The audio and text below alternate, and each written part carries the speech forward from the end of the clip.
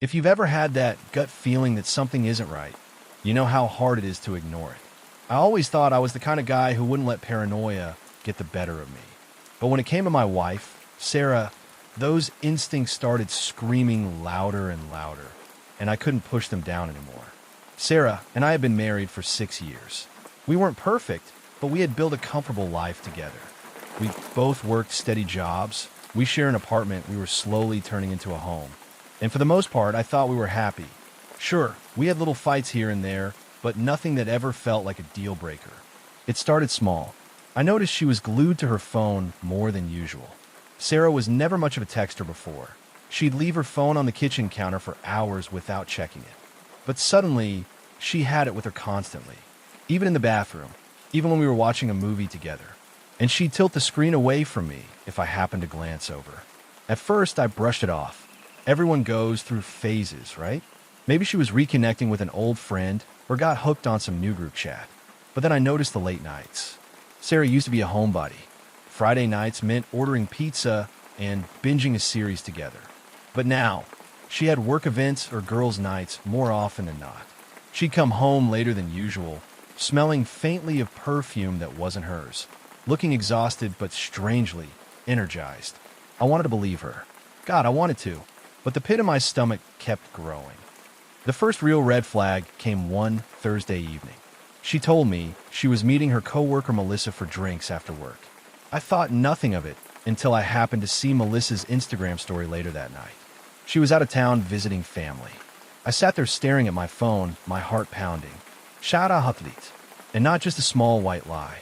She gave me a specific name, a cover, and it was all fake. When she got home that night, she was glowing, almost giddy, and I felt my chest tighten.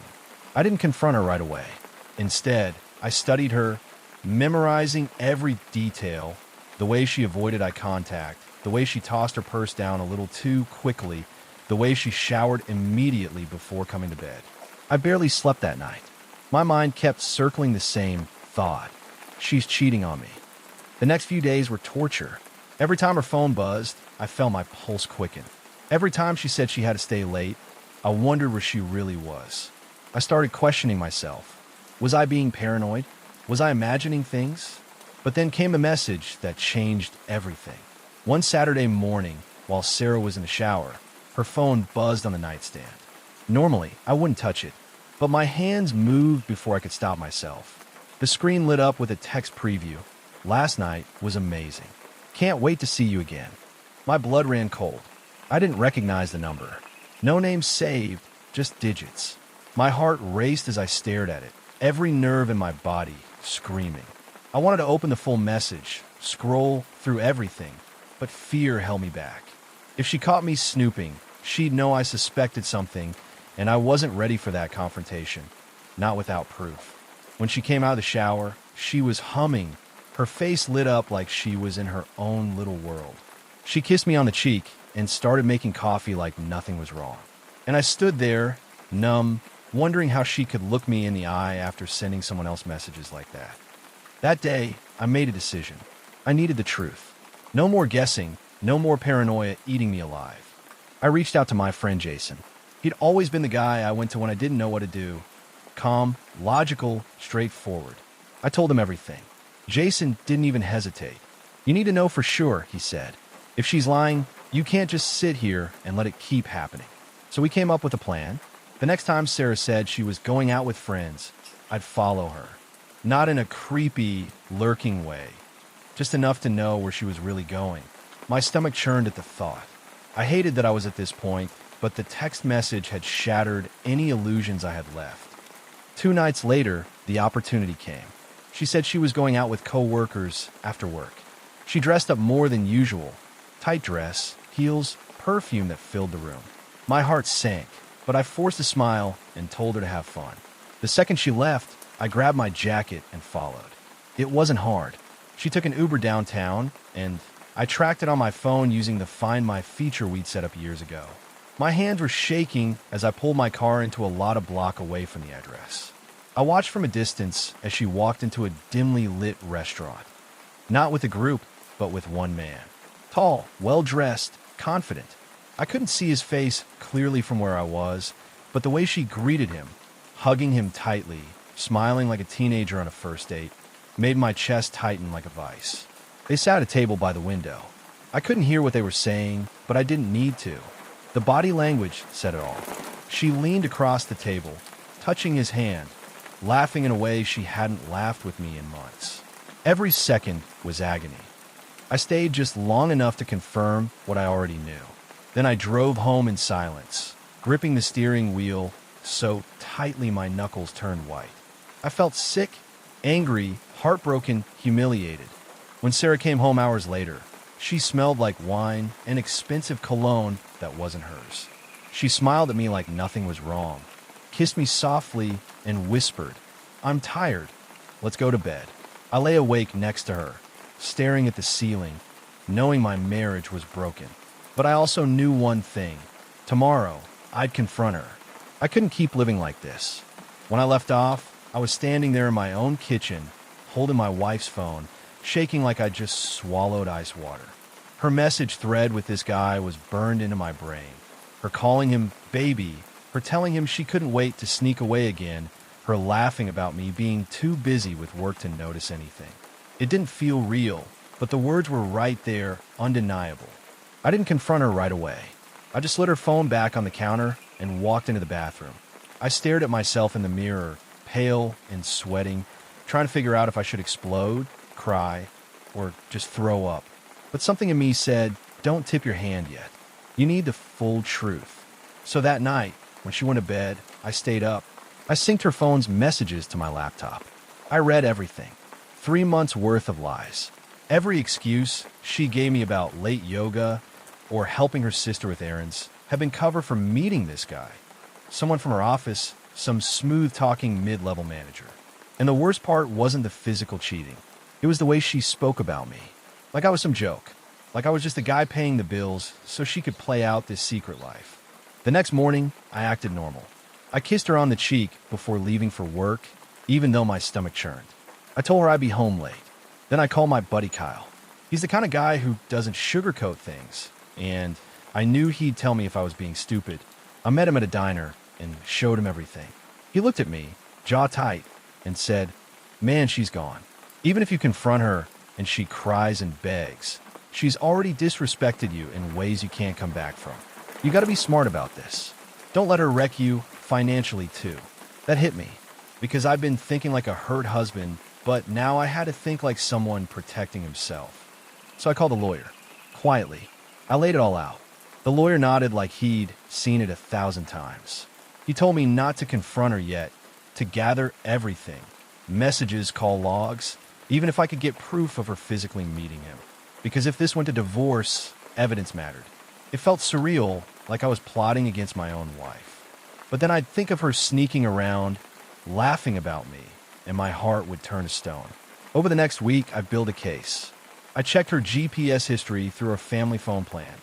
Yep, every yoga class lined up with this guy's apartment. I even hired a private investigator for one night. Sure enough, I got photos. Her, leaving his place at midnight, fixing her hair like a teenager sneaking out. I wanted to scream. I wanted to storm into his apartment and drag her out. But I stayed calm. Then came the breaking point. One night, she came home late again, smelling like cheap cologne and wine. I was sitting at the table, the evidence folder in front of me.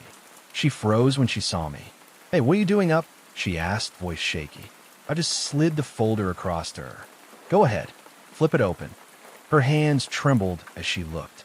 Photos, screenshots, call logs. Her face drained of color. Finally, she whispered, "I can't explain." I cut her off. "No, you don't get to explain. You had 3 months to explain every time you looked me in the eye and lied. So don't insult me now." She started crying, saying she was sorry, that it was a mistake, that she loved me. I just stared at her. That word, mistake, made my blood boil. A mistake is forgetting to buy milk. Meeting some guy behind my back dozens of times isn't a mistake. It's a choice. I told her straight, "We're done. I already talked to a lawyer. Don't bother begging. Don't bother blaming me. You burned this house down." She dropped to her knees, grabbing at my leg, sobbing. But I felt nothing. The woman I married was gone. The divorce was ugly, like they always are. She tried to fight for more, tried to twist it like I neglected her. But my evidence shut that down quick. I walked away with most of what I built, and she walked away with nothing but her shame. Months later, I found out the guy she cheated with dumped her as soon as the divorce finalized. Apparently, he never saw her as anything serious, just a fling. She destroyed her marriage for a man who didn't even want her in the end. Do I feel vindicated? In some ways. But mostly I just feel free. Free from lies. Free from pretending everything's fine. And if you're listening to this, I'll just say, pay attention to your gut. If something feels off, don't ignore it. Because sometimes the truth is darker than you think. And hey, if you've stuck with me this far, make sure you hit subscribe. It helps me share more of these stories with you. I've always been the kind of guy who trusted too easily. It's not like I'm naive, but when I love someone, I give them everything. That was the case with Lauren. She wasn't just my girlfriend. She was my best friend, my partner in crime, the person I thought I'd eventually marry. We'd been together for almost 3 years, and in that time, I thought we had built something solid. Lauren had this infectious laugh that could make even the worst days feel a little brighter. She was charismatic, the type of person who could walk into a room and instantly own it. I never felt jealous of the attention she got, because she always reassured me that I was the one she wanted to come home to. At least, that's what I thought. The cracks started small. They always do. She began working late more often, claiming deadlines and projects at work were piling up. At first, I believed her without hesitation. I even tried to support her, bringing her food to the office, sending her little texts to keep her spirits up. But then the excuses got sloppier. She'd tell me she was too tired to talk, but I'd see her active online at 2 in the morning. She'd suddenly become protective of her phone, setting it face down at dinner, changing her lock code, and once even snapping at me when I reached for it to check the time. Something inside me knew something was off, but I fought with myself about it. Was I being insecure? Was I turning into the jealous boyfriend stereotype? I didn't want to be that guy. I wanted to believe her. But the feeling wouldn't go away. The moment that really shifted things happened on a Friday night. She told me she was having a girls' night at her friend Jenna's place. I didn't think much of it at first, but about an hour later, I got a text from Jenna asking me if Lauren was with me. My stomach dropped. I played it off like I didn't know what she was talking about, but my mind started racing. Where is she? And why lie? I didn't want to jump to conclusions without proof, so I decided to keep my cool. The next morning, Lauren came back acting like everything was normal. She even brought me coffee like she always did after staying out late, as if her gestures could erase the gnawing doubt that was eating me alive. I started paying closer attention. I noticed the way she'd smile at her phone, the way she'd leave the room to take calls, the way her mood would shift from distant to bubbly out of nowhere. It wasn't rocket science. She was talking to someone else. One night, while she was showering, her phone buzzed on the counter. I didn't mean to snoop, but the preview lit up with a name I didn't recognize, Mark. The message said, "Last night was amazing. Can't stop thinking about you." I froze. My chest tightened. I couldn't breathe. I wanted to throw the phone against the wall, but instead, I placed it back exactly where it had been and sat there in silence until she came out, smiling at me like nothing was wrong. I didn't confront her right away. Something inside me wanted more than just one incriminating text. I wanted undeniable proof, something that would silence any doubts she might try to plant in my head when I called her out. So I waited and I watched. I started noticing patterns. Every late night at work was accompanied by a text from Mark, always something flirty or intimate. Every girl's night conveniently lined up with him being off work. She thought she was being slick, but the puzzle pieces were all fitting together. The breaking point came 2 weeks later. She told me she was staying late at the office again. I pretended to believe her, kissed her goodbye, and watched her drive away. 10 minutes later, I got in my own car and followed at a distance. My heart was racing so fast I thought I might pass out, but I kept going.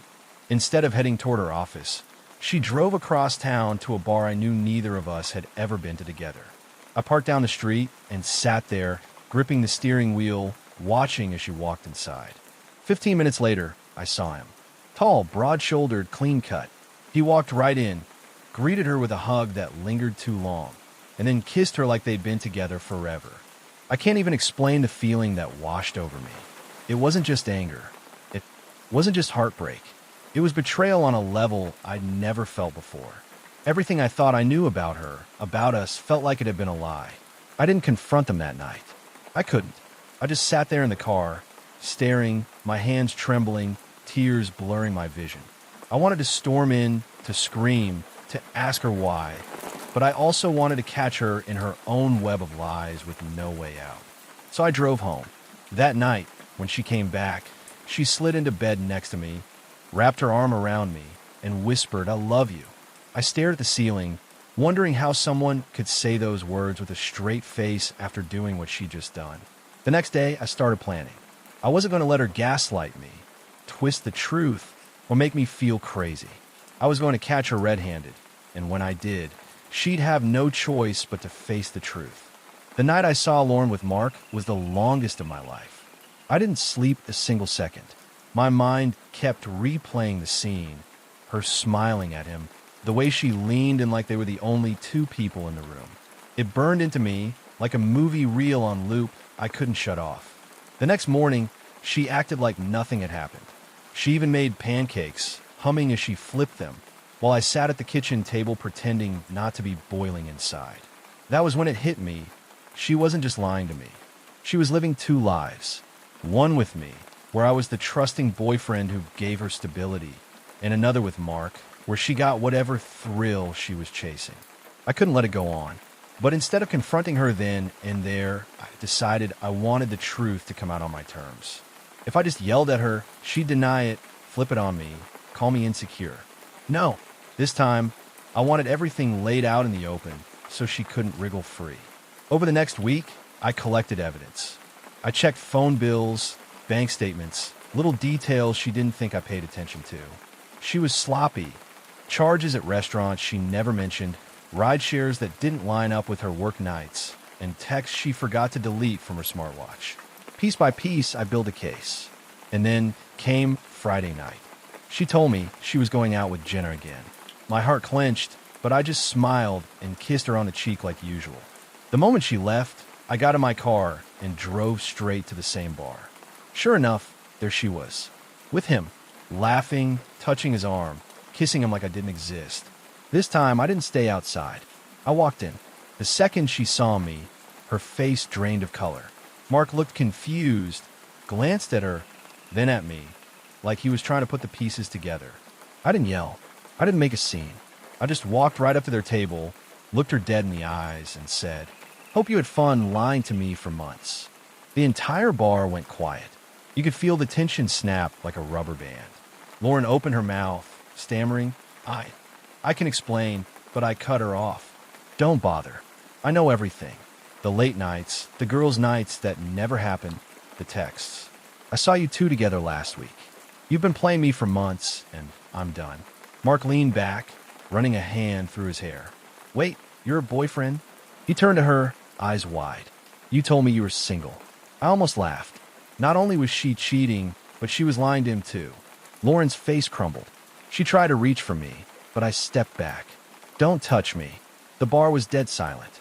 A couple people were whispering, clearly eating up the drama, but all I felt was this strange calm, like I had finally taken back control. I turned to leave, but not before I said the words that had been sitting in my chest for weeks. "I don't know who you are anymore, but you're not the person I loved. Good luck with your lies. Lauren, you're going to need it." And then I walked out. That night, I packed a bag and went to stay at my brother's place. She blew up my phone for days, texts, calls, voicemails, all begging for me to hear her out. She swore it was a mistake, that she didn't mean for it to happen, that she still loved me. But love doesn't look like sneaking around behind someone's back. After a week of silence from me, she showed up at my brother's house, crying on the porch. I didn't even open the door. I just watched through the window as she sobbed, saying she couldn't lose me. And for a brief second, I almost gave in. Almost. But then I remembered the kiss, the text messages, the way she came home and told me she loved me while someone else's lips were still fresh on hers. That was the moment I realized I deserved better. I finally texted her one last time, "Don't contact me again. We're done." And that was it. It's been months since then. Healing hasn't been easy, but it's been worth it. I've reconnected with old friends, started focusing on myself, and realized that being alone is a hell of a lot better than being lied to every day. Do I still think about her? Yeah. Do I still feel that gut punch when I remember how I found out? Of course. But I also feel stronger now. Because I walked away. Because I didn't let her drag me down into her web of lies. If there's one thing I learned from this, it's that people can say they love you every day and still betray you behind your back. Actions matter more than words. And once someone shows you who they really are, you've got to believe them. If you want to hear more raw stories like this one, hit subscribe so you don't miss the next one. It only gets crazier from here. I never thought I'd be the kind of man who would betray the woman he promised to love. If you'd asked me a year ago if I'd ever cheat, I would have laughed in your face and sworn on everything that mattered to me that it wasn't even a possibility. But sometimes life doesn't play out the way you think it will. And sometimes you wake up one day and realize you've become the villain in your own story. My wife, Claire, and I have been married for 7 years.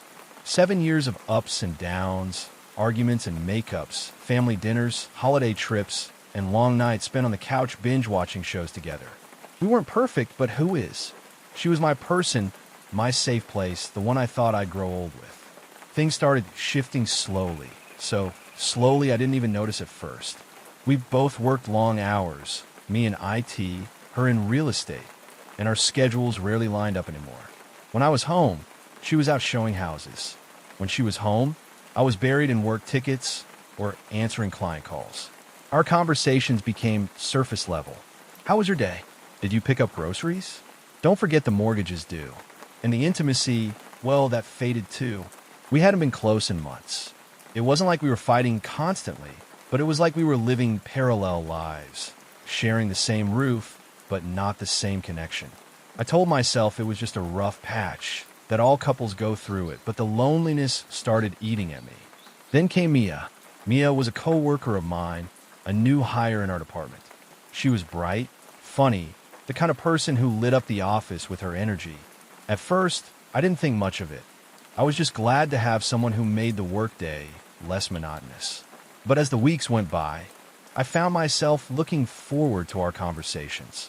She asked questions about me, actually listened when I talked about things I liked, laughed at my dumb jokes. It was dangerous the way I felt seen again. One night, our team went out for drinks after finishing a huge project. Claire couldn't come because she had a late showing. I didn't think anything of it at first. It was just happy hour, just co-workers hanging out. But as the night went on, Mia and I ended up at the end of the table together, talking about music, childhood memories, the kind of stuff that felt deeper than office chatter. She touched my arm when she laughed, leaned closer when it got loud, and I didn't pull away. That was the night the line blurred. When I got home, Claire was asleep on the couch, a glass of wine on the table, and HGEV playing softly on the TV. I kissed her forehead, covered her with a blanket, and went to bed feeling like the worst kind of man, because a part of me wanted more nights like the one I just had with Mia. For weeks, I convinced myself it was harmless. Just work friends. Just someone who made me feel alive again. But then came the texts outside of work. The inside jokes that turned into late-night conversations. And then, one Friday, after everyone else had left the office, she lingered. We talked for an hour, maybe more, about how lonely we both felt in our relationships. She said her boyfriend barely noticed her anymore, that she felt like a roommate in her own apartment. I nodded along, admitting things about my marriage I hadn't even said out loud before. And then, in the quiet of the empty office, she kissed me. I should have stopped it. I should have pulled away, told her it was wrong, told myself it was wrong. But I didn't. I kissed her back, and in that moment, the guilt disappeared, replaced by this intoxicating rush of feeling wanted again. That kiss was the beginning of the end. From then on, we found excuses to be alone together. Coffee breaks that turned into walks, late nights at the office that were really just stolen hours with each other. We never talked about what it meant, never labeled it, but we both knew what was happening. And every time I looked at Claire, I felt like I was living a double life. The worst part? She trusted me completely. She never questioned my late nights, never doubted me when I said I was buried in work. She'd even send me texts reminding me to eat, telling me she loved me, while I was sitting across from Mia at some quiet cafe, pretending to be knee-deep in IT tickets. The guilt started to crush me. I'd lie awake at night, next to Claire, watching her sleep, wondering what kind of man I'd become. But then I'd see Mia at work the next day, and it was like the guilt melted away in her presence. I felt trapped in this cycle, ashamed but addicted. Things came to a head one weekend when Claire's parents invited us over for dinner. It was supposed to be a normal family night, but Claire's dad made a comment that hit me like a punch to the gut. He said, "Son, you take good care of her. I can tell she's happy with you." I smiled and nodded, but inside I wanted to crawl out of my own skin. Because the truth was, she wasn't happy. Not really. She didn't even know the man she was living with anymore. After that night, I knew I couldn't keep living like this. Something had to give. Either I ended things with Mia, or I confessed everything to Claire, or I kept spiraling until the truth came out in the worst possible way. But before I could make a choice, the decision was made for me. Claire found a receipt. It was stupid of me. I thought I'd hidden everything so carefully. But there it was, tucked into my jacket pocket, a dinner receipt for two, at a place I'd never taken her. When I came home that night, she was sitting at the kitchen table with the receipt in her hand. Her face was pale, her eyes red from crying. "Who is she?" she asked. My heart stopped. I opened my mouth, searching for words, but nothing came out. The silence was enough of an answer. Claire sat at the table, the dinner receipt between her fingers like it weighed 1,000 pounds. Her knuckles were white from gripping it so tight. I froze in the doorway, the keys still in my hand, and for the first time in years of knowing her, I couldn't read her expression. There was hurt, anger, and something worse, disappointment. "Who is she?" she asked again, her voice sharper this time. I tried to answer, but the words tangled in my throat. My mind was scrambling for some excuse, some way out, but the truth was written all over my face. She didn't need me to confirm anything. She already knew. "Claire, I started," but she slammed the receipt down on the table. "Don't you dare," she snapped. "Don't you dare lie to me right now. I deserve at least the truth." And just like that, the dam broke. I confessed. I told her about Mia, how it started at work, how I'd let things go too far, how I felt like I was drowning in guilt but didn't know how to stop. Every word felt like glass in my throat, but I forced them out because I couldn't stand the look in her eyes anymore. When I finished, she sat there in silence. Her chest was rising and falling like she was holding back everything she wanted to scream at me. Finally, she said, "Do you know how stupid I feel? How many times I defended you when my friends asked why you were working late so often? How many times I told myself you'd never do something like this?" Tears stung my eyes. "I never wanted to hurt you, Claire. She cut me off with a bitter laugh. "You never wanted to hurt me? Do you even hear yourself? You kissed her. You slept with her. You lied to me for months. Every time you looked me in the eye and told me you loved me, you were already with someone else." Her voice cracked, and that broke me more than the yelling. I reached out, but she pushed my hand away. "You don't get to touch me," she whispered. "Not after this." The silence that followed was unbearable. I wanted to take it all back, to rewind time to the moment Mia kissed me and make the right choice, but that wasn't possible. I'd already done the damage. Finally, Claire stood up, her hands trembling. "I need you out. Tonight." I blinked, stunned. "Claire, please." "No, don't beg. Don't make this harder. Pack your things and leave." Her voice didn't waver this time, and I knew she meant it. That night, I packed a duffel bag with the essentials. As I zipped it shut, I could hear Claire sobbing quietly in the bedroom we'd shared for 7 years. I wanted to go to her, to apologize one more time, to beg for forgiveness, but I knew it wouldn't matter. I'd shattered something that couldn't be put back together. When I left, she didn't come to the door. I stood there for a long time, hand on the knob, waiting for her to say something, anything, but the only sound was her crying. I walked out into the night, my chest hollow. The weeks that followed were a blur. I crashed on my brother's couch, barely sleeping, barely eating. Word got out fast. Claire told her family, and eventually, mutual friends found out too. My phone was full of messages, most of them angry, some of them disappointed. People I'd known for years cut me off. I was the bad guy, and for once, there was no denying it. Mia reached out too, but I couldn't bring myself to see her. The thought of her now filled me with shame, not excitement. I ignored her texts until they stopped altogether. Whatever we had, it wasn't worth the destruction I'd caused. Meanwhile, Claire filed for separation. She sent me an email with the paperwork attached. No emotion in her words. Just business. Cold, final. I tried to apologize again. Letters, voicemails, even showing up once at her office, but she wouldn't have it. Her words still haunt me. You made a choice. You don't get to undo it just because you regret it now. And she was right. Months later, I still replay the moment she found the receipt. Sometimes I think about how different things would be if I'd been honest from the start. If I'd told her I was lonely instead of looking for comfort elsewhere. Maybe we could have worked through it. Maybe we'd still be together. But I didn't. I betrayed her, and I'll carry that for the rest of my life. Cheating isn't a mistake. It's a choice. And it's the one choice I'll regret until the day I die. If you want more stories that cut deep like this, subscribe and stick around. There's always another twist coming. I never thought I'd be the kind of guy who'd end up on the internet, typing out the mess of my personal life for strangers to read.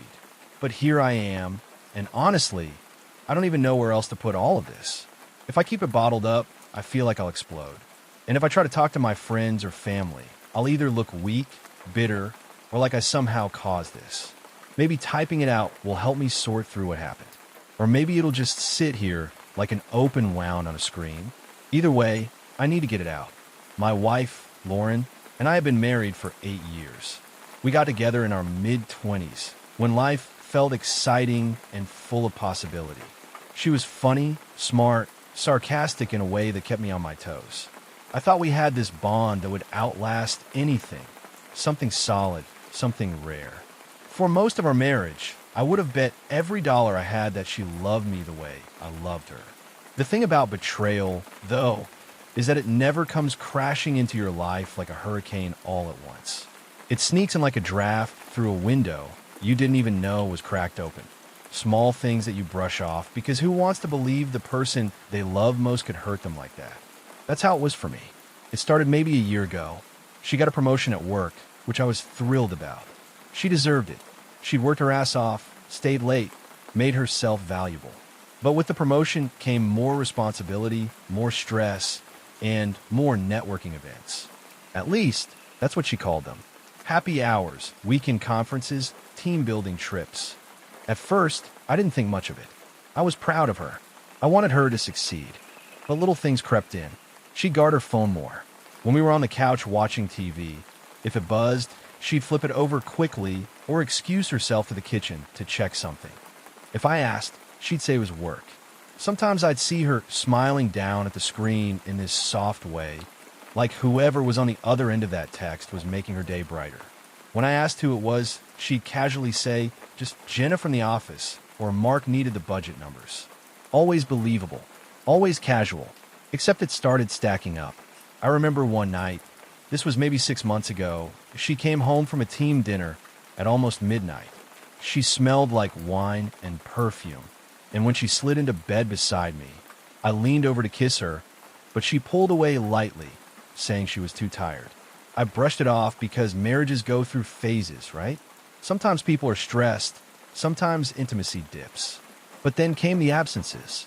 She'd leave early in the morning, before she had to, because she wanted to get a head start. She'd come home late, blaming traffic or last-minute deadlines. I tried to convince myself it was just her job demanding more of her, but something in my gut twisted every time. And then there was the trip, the one that cracked everything wide open. She told me she had a 3-day leadership retreat at a resort about 2 hours away. She packed light, told me it was mostly seminars and networking dinners, nothing fun. I kissed her goodbye, told her to kick ass, and stayed home that weekend, doing chores, catching up on work, waiting for her to come back. On the second night, I got a call from a friend of mine, Ethan. He works in IT at her company. He didn't know how much I knew, but he sounded uncomfortable, almost guilty. Hey man, listen, I don't want to start anything, but I saw Lauren earlier today. She wasn't at the seminar she said she was attending. She was at the hotel bar, and she wasn't alone. My stomach dropped. I asked him what he meant, and he hesitated, like he didn't even want to say it out loud. She was with Jason. You know, the regional director? They were sitting close. Real close. And it wasn't exactly professional body language, if you know what I mean. I think my heart stopped for a second. Jason, the guy she'd mentioned a few times, always casually, like he was just her boss she admired. Jason's a genius with strategy, she'd say, or Jason thinks I'd be great for this project. Never once did she make it sound suspicious, but now, with Ethan's words, it all clicked in my head like a sick puzzle coming together. I thanked him, hung up, and sat there on the couch in silence for what felt like hours. My brain was screaming at me to get in the car, drive down there, and catch her red-handed. But another part of me said, wait, if I confronted her without proof, she'd deny it, gaslight me, make me look crazy. I needed something solid, so I did something I never thought I'd do. I opened up the tracking app on our phones. We'd installed it years ago for safety, like when she was driving late or when I traveled. I hadn't used it in forever, but it was still there. And when I opened it, sure enough, her little wasn't anywhere near the conference center she claimed she was at. It was sitting still at a resort hotel. My hand was shaking so badly I could barely hold the phone. She lied straight to my face, kissed me goodbye, and gone off with him. I barely slept that night. I kept checking the app, watching her location stay there until past midnight. I imagined them in a hotel room, together, and I felt like my insides were being ripped apart. When she came back the next evening, she acted perfectly normal. Walked in with her suitcase, kissed me lightly, said she was exhausted. I watched her unpack, watched her toss her heels into the closet, and I felt like I was living in some parallel universe. How could she look me in the eye, smile, and pretend nothing had happened? I didn't confront her right away. I thought maybe I was wrong. Maybe Ethan had misread the situation. Maybe she had been working late with Jason, and it was all innocent. But then came the final straw. 2 weeks later, she was in the shower, and her phone lit up on the nightstand. I don't usually snoop. I've never been that kind of husband. But my hands moved before I could stop them. The message preview was from Jason. It said, "Last night was incredible. I can't stop thinking about you." I felt like the ground gave way beneath me. I opened the thread, and there it was, dozens of messages going back months. Flirty texts, late-night confessions, inside jokes, plans to meet. Pictures, not explicit but intimate enough. Selfies of her in bed, him with a glass of wine, little snapshots of a secret life I knew nothing about. My chest physically hurt. I dropped the phone back where it was, sat down on the edge of the bed, and stared at the floor until she came out of the shower, smiling, humming, wrapping herself in a towel like nothing was wrong. I knew in that moment my marriage, the marriage I thought was built on love and loyalty, was nothing more than ashes. And yet, I didn't say anything that night, or the next. I've been sitting with this knowledge, carrying it like a stone in my chest, trying to figure out what to do. Divorce? Confront her? Pretend I don't know? Every path feels like walking into fire, but I can't keep pretending forever. The weight of what I'd seen on her phone didn't leave me. It sat in my chest like a cinder block, heavy and suffocating. Every time she laughed at something I said, every time she leaned over to kiss me goodnight, every time she told me she loved me, the words felt like poison dripping into my ears. I'd look at her and think, you've already given your heart to someone else. You've already betrayed me in ways I'll never recover from. And yet I stayed silent. Maybe part of me was in shock. Maybe part of me hoped if I didn't confront her right away, I could collect myself, gather proof, and walk away with my dignity intact. But another part of me, I think it just didn't want it to be real. Because once you say it out loud, once you confront the person you love, you can't take it back. The illusion is shattered forever. But illusions don't last long when the truth is festering underneath. The slip-up. It was a Thursday evening. She said she had to stay late for a client dinner. I nodded, kissed her on the cheek, told her to have fun, in a voice that I hoped sounded casual.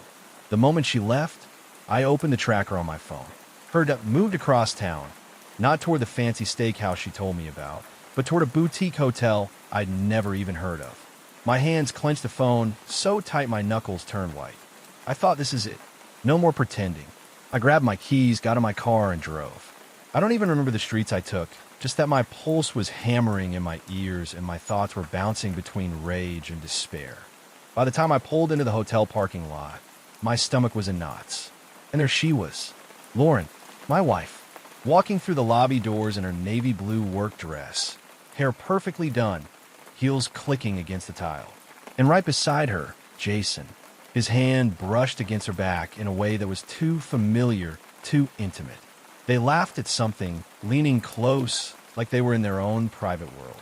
It took everything in me not to storm in there and cause a scene. But I stopped myself. Instead, I pulled out my phone, snapped a photo from the car, and waited. I sat there for almost an hour, watching the lights in one of the upper rooms flick on, watching shadows move behind the curtains. My hands shook as I recorded the time, the location, the proof. By the time I got home that night, I was hollow. The confrontation. The next morning, Lauren came into the kitchen like nothing had happened. She kissed me, poured herself coffee, and asked if I could pick up some dry cleaning later. My throat was so tight, I could barely answer. Finally, I couldn't take it anymore. I set my mug down hard enough that some coffee splashed out. "Who is Jason to you?" I asked. She froze, mug halfway to her lips. "What? You heard me," I said, my voice sharper than I intended. "Who is he to you? Because I know he's not just your boss." Her eyes flickered just for a second. Then she set the mug down slowly, like she was trying to buy herself time. "He's my boss. I've told you that." I shook my head. "Don't lie to me. I know. I know about the texts. I know about the hotel. I know everything." Her face drained of color. For a second, she looked like she might faint. Then the tears came, fast and heavy, like she'd been holding them back for months. "I'm sorry," she whispered over and over. "I didn't mean for it to happen, I swear. It just started and I couldn't stop it." Her words sliced through me like glass. I wanted to scream, to break something, to shake her and demand why. Instead, I just sat there, staring at her. Because what do you even say when the person you trusted most admits they've been betraying you? "How long?" I managed to choke out. She buried her face in her hands. A year. An entire year of my life gone. Of her lying to my face, coming home to me after being with him, sleeping in my bed while sneaking around behind my back. Something inside me broke in that moment. The excuses. She tried to explain. She said she'd felt unseen at home, that I didn't compliment her enough, that Jason made her feel excited again. She swore she still loved me, that she never meant to hurt me, that it just happened. I sat there, numb, listening to her try to justify throwing away everything we had. Every word out of her mouth felt like a dagger. Because no matter what excuses she gave, the truth was simple. She chose him. Over and over again, she chose him instead of me. When she reached across the table to touch my hand, I pulled back like her fingers were fire. "You don't get to touch me," I said coldly. Her face crumpled, and for once, I didn't feel any sympathy. The fallout. The days that followed were a blur. I moved into the guest room. She begged me to talk, begged me to go to counseling, begged me not to throw away our marriage. But every time I looked at her, all I saw was the hotel, the texts, the nights she came home late smelling of perfume that wasn't mine. I confided in my brother, Mark, who was furious on my behalf. "You don't come back from this, man," he said. She didn't just make a mistake. She made a choice. Repeatedly. I knew he was right. The hardest part was the little things. Folding laundry and finding her sweater.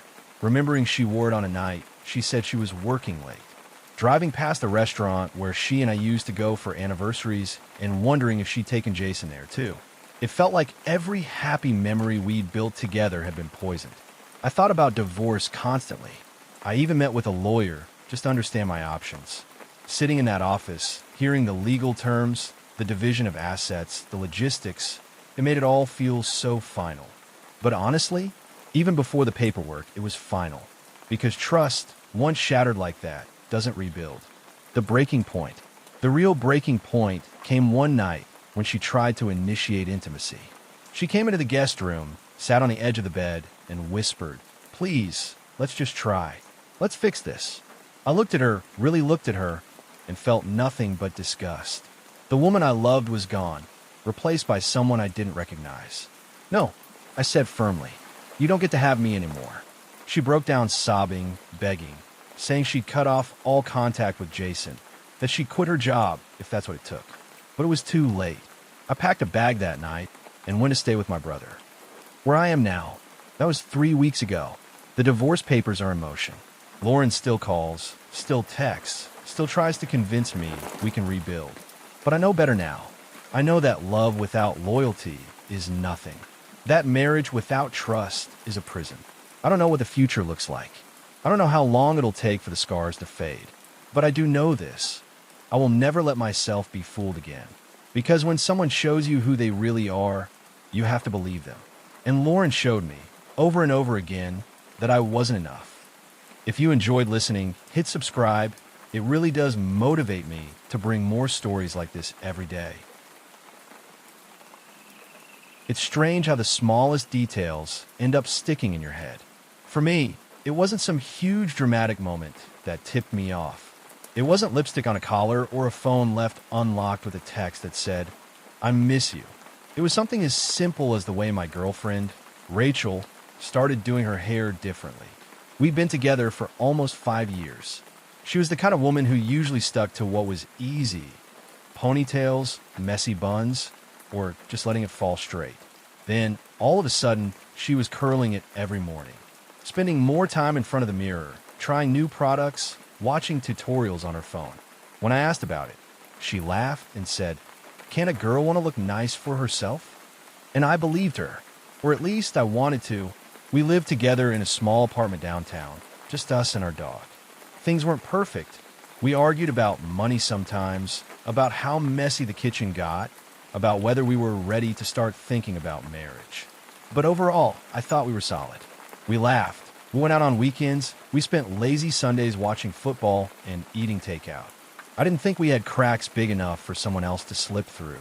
But little by little, I started noticing things. The changes. She started guarding her phone. Before, she'd leave it on the coffee table or toss it onto the bed without thinking. Now it was glued to her hand, and if she left the room, she took it with her. Notifications stopped popping up on the lock screen. She'd giggle at texts and then look up at me quickly, like she wanted to make sure I hadn't noticed. Her schedule got busier too. Work happy hours, late night deadlines, early morning meetings. She worked in marketing, and I knew it could get demanding, but it felt like she was out of the apartment more than she was in it. When she was home, she was different, distracted. She'd sit on the couch scrolling for hours, smiling at whatever was on her screen.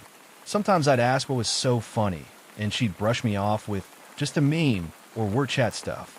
One night, I woke up at 2 a.m. and realized she wasn't in bed.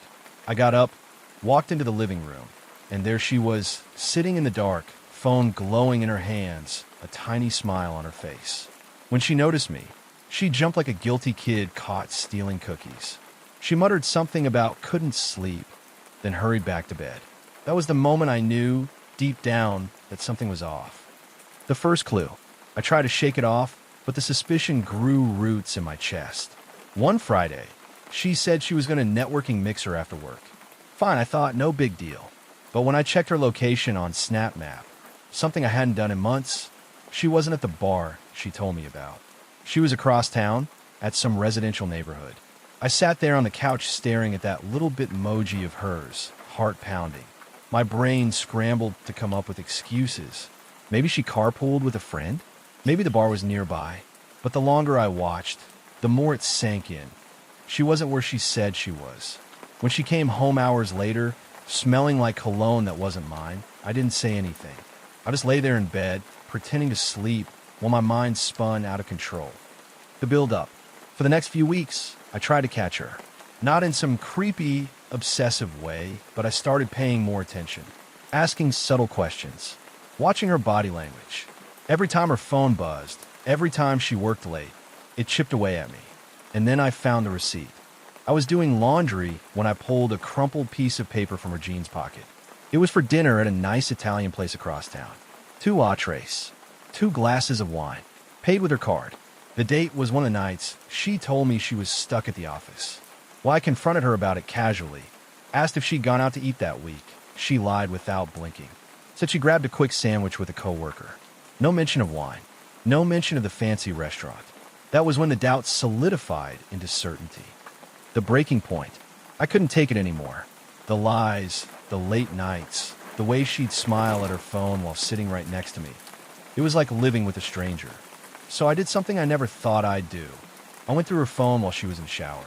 I hated myself for it, but the second I opened her messages, everything I feared was confirmed. There he was, Evan. Flirty texts, late-night confessions, selfies. Messages like, "I can't wait to see you again," and "Last night was perfect." My stomach twisted as I scrolled further. They joked about me, about how I never noticed anything, about how she felt alive with him in a way she didn't with me. I dropped the phone like it burned my hand. When she came out of the bathroom, towel wrapped around her, humming like nothing was wrong, I couldn't even look at her. The confrontation brewing. I didn't confront her that night, or the next. Instead, I let it fester. Every time she kissed me goodbye, every time she laughed at something I said, it felt like a performance. I started replaying our entire relationship in my head, wondering how long she'd been lying, wondering if she ever really loved me at all. I knew a storm was coming. I knew I couldn't hold it in much longer. And when it finally came out, it was going to change everything. The hardest part after the truth came out wasn't the confrontation. It was the silence that followed. Silence in the mornings when I'd make coffee and not hear her footsteps coming down the hall. Silence in the evenings when I'd sit at the dining table, staring at an empty chair where she used to sit. Silence at night when I'd reach for her out of habit and feel nothing but cold sheets. Even though I told myself I didn't miss her, my body betrayed me with these reflexes. It wasn't that I wanted her back. It was that my entire routine had been built with her woven into it. And now, that thread had been ripped out, leaving everything unraveling. But I wasn't completely alone. My sister, Claire, started coming over more often. She'd bring dinner sometimes, or just sit with me while we watched TV. She never asked for details. I think she knew that I'd share when I was ready. What mattered was she was there, and she didn't treat me like I was fragile. About a week after I kicked Emily out, her mom called me. I almost didn't answer, but I figured it was rude not to. She sounded tired, like she'd aged 10 years since I last saw her. "John," she said softly, "I just want you to know I'm so sorry for what Emily did to you. I raised her better than this." I didn't know what to say. Emily's mom had always been kind to me, and I wasn't angry at her. But hearing her voice cracked something in me. It reminded me that, once upon a time, Emily had been the person I loved most in the world, and now she was just a ghost hovering around the edges of my life. She made her choices, I said finally, and now I'm making mine. There was a long pause, and then she whispered, "I hope someday she realizes what she lost." But here's the truth. I didn't want her realization. I didn't want her regret. I didn't want her apologies. I wanted peace. That weekend, I packed up what was left of her things and dropped them off at her sister's place. No angry note, no speech, just a quiet full stop. After that, something shifted. I started going back to the gym regularly. Not for revenge, not for a post-breakup glow-up, but because I needed structure. I needed something that demanded my energy, so I wouldn't sit around spiraling about what happened. And, weirdly enough, I started sleeping better. For the first time in months, I'd fall asleep and stay asleep without waking up in the middle of the night, replaying conversations in my head. One evening, about 2 months later, I ran into someone I hadn't seen since college, Rachel. She was standing in line at the grocery store with her cart full of frozen pizzas and wine. She laughed when she saw me, and suddenly it was like no time had passed. We started talking casually, and it wasn't forced or awkward. She didn't look at me with pity like everyone else seemed to lately. She just talked, asked me about work, cracked a joke about how adulthood was just paying bills and trying to keep plants alive. We ended up grabbing coffee later that week, and then another time, and another. Now, I'm not saying Rachel is some kind of fairy tale ending. She's not a replacement for Emily, but being around her reminded me of something I'd forgotten, that relationships aren't supposed to feel like walking on eggshells. They're supposed to be comfortable, honest, safe. One night, I told her the whole story about Emily. Every ugly detail. I braced myself for her to pull away, to look at me like I was damaged goods. But instead, She just reached across the table, squeezed my hand, and said, "That says a lot more about her than it does about you." And that's when it finally clicked. For months, I'd been carrying around this weight, convinced that Emily's betrayal said something about me, about my worth, about my choices, about whether I'd been enough. But Rachel's words stripped that illusion away. Emily's cheating didn't define me. It defined her. The healing didn't happen all at once.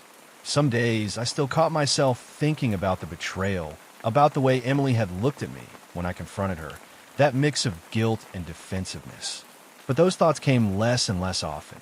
They stopped being sharp stabs and turned into dull aches. And eventually, even those dulled into nothing. 6 months later, I ran into Emily by accident. It was at a mutual friend's birthday party. She looked thinner, more tired, and when she saw me, her smile faltered. She walked over, hesitated, and said, "Hi, John." I nodded, polite but distant. We made small talk for maybe 2 minutes, and then I excused myself. And as I walked away, I realized something huge. I felt nothing. No anger, no longing, no sadness, just nothing. That was freedom. And maybe that's the real ending here. Not that I found someone new, not that I got closure from Emily, but that I reclaimed myself. That I stopped letting her choices weigh me down and started choosing myself again. If you've ever been through something like this, maybe you'll understand when I say the hardest part wasn't the betrayal. It was forgiving myself for staying blind to it for so long. But once you get past that, once you accept that you can't control someone else's actions, the air feels lighter. And when you get that kind of peace back, you'll never trade it for anything again. If you connected with this story, stick around. There are more real and raw stories like this coming your way. Hit that subscribe button so you don't miss the next one. When I think about that night now, it feels like my stomach still drops the same way it did when I first opened the door. It wasn't a dramatic discovery, no screaming, no walking in on something obvious. It was worse than that. It was subtle, the kind of quiet betrayal that creeps up on you and makes you question if you're losing your mind. Let me back up a little. My girlfriend, Madison, and I had been together for nearly 4 years. We met in our last year of college. She was the outgoing, bubbly girl who knew everyone on campus, and I was the quieter guy who mostly stuck with a small circle. She pulled me out of my shell in a way no one else ever had, and I fell hard fast. We moved in together about a year after graduation. At first, it felt perfect. We were building a life. Cheap IKEA furniture, mismatched dishes, ramen nights on the couch. It wasn't glamorous, but it was ours. Over time, though, things started to shift. It wasn't anything huge at first, just little things. Madison started going out more with her co-workers after work. Drinks on Thursday nights, happy hours that ran late, networking events that I wasn't invited to. She'd come home smelling like perfume that wasn't hers, or with her lipstick smudged, claiming she'd just had too many glasses of wine and touched her face. I wanted to believe her. God, I wanted to believe her. Because Madison had always been this vibrant, untouchable presence in my life, and doubting her felt like doubting the foundation of everything we'd built. But then there was her phone. She used to leave it lying around, unlocked, without a care in the world. Suddenly, it was glued to her hand. She took it to the bathroom, to the kitchen, even when she stepped outside to get the mail. When she showered, she put it on the sink with the screen facing down. One night, curiosity got the better of me. She had passed out on the couch after one of her late nights. I picked up her phone, knowing I was crossing a line, but something in my gut screamed that I needed to. The password had changed. That was the first time I felt it, panic mixed with nausea. She'd never changed it before. I didn't confront her right away. Instead, I tried to play it cool, hoping maybe I was overthinking that maybe she had a good reason. But once you notice cracks, you can't unsee them. She started dressing differently for work. Tighter skirts, lower cut tops. She bought new lingerie and told me it was just to feel good about herself, but she never wore it for me. And then came the night I'll never forget. It was a Friday, and she told me she had a girls' night. No big deal. We'd always had our independent lives.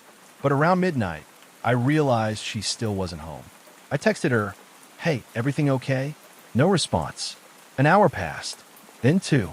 Around 2:30 a.m., I heard the sound of a car outside. I peeked through the blinds and saw her getting out of an Uber. But she wasn't alone. A guy climbed out right after her. My heart was in my throat. They hugged on the sidewalk, the kind of hug that lingers just a little too long. Then she laughed at something he said, touched his arm, and walked into our building. He didn't follow her in, but I didn't need him to. That moment told me more than I wanted to know. When she walked through the door, her eyes widened slightly, like she hadn't expected me to still be awake. "Babe, you're up?" she said, trying to sound casual. "Who was that?" I asked, my voice steadier than I felt. "Just a friend from work. He shared an Uber with me. Why are you being weird?" I stared at her, trying to decide if I should push it further. But she brushed past me, muttering something about being exhausted, and went straight to bed. That night, I didn't sleep. I just lay there, staring at the ceiling, replaying every moment in my head. The next day, I made a decision. I wasn't going to be the guy who ignored his instincts anymore. I reached out to one of her friends, someone I knew she trusted, but also someone I thought might still have a conscience. I didn't want to drag anyone into our business, but I had to know. At first, the friend dodged my questions, saying things like, "Madison really loves you, and you guys are great together." But when I pressed harder, her tone shifted. She sighed and said, "I can't be the one to tell you this. You should talk to Madison." That was all the confirmation I needed. The confrontation came that night. Madison came home from another work happy hour, and I was sitting on the couch waiting for her. "We need to talk," I said. She froze, keys still in her hand. "About what?" "You know about what." For a second, she looked like she might deny everything. Her mouth opened, closed, open again. Then, finally, she said, "John, it's not what you think." "Then tell me what it is." I shot back. Her face crumpled. "I messed up, okay? It just happened. I didn't mean for it to." Those words shattered me more than if she had just said, "Yes, I cheated." Because it just happened made it sound casual, like our relationship hadn't meant enough for her to even fight for. "Who is he?" I asked, my voice low. She whispered his name, Ethan, a co-worker. Someone she'd been working late with, networking with, laughing with while I sat at home like an idiot. I don't remember much of the rest of the conversation. I remember yelling. I remember her crying. I remember feeling like the walls were closing in, like I couldn't breathe. What I do remember clearly is the moment I said, "Get out." Her eyes widened. "John, please. Get out." She packed a bag while sobbing, but I didn't care. I couldn't care. The woman I loved had betrayed me, and every second she was still under my roof felt like a knife twisting deeper. When the door closed behind her, I sank onto the couch and finally let myself break down. But here's the thing. Betrayal doesn't just hurt in the moment. It lingers. It seeps into everything. The next morning, I woke up half expecting her to be next to me. For weeks after, I caught myself reaching for my phone to text her, only to remember she wasn't mine anymore. And worse, I wasn't sure I even wanted her to be. Because once someone shows you what they're capable of, you can't unsee it. The night Madison left, the silence in the apartment felt louder than any fight we'd ever had.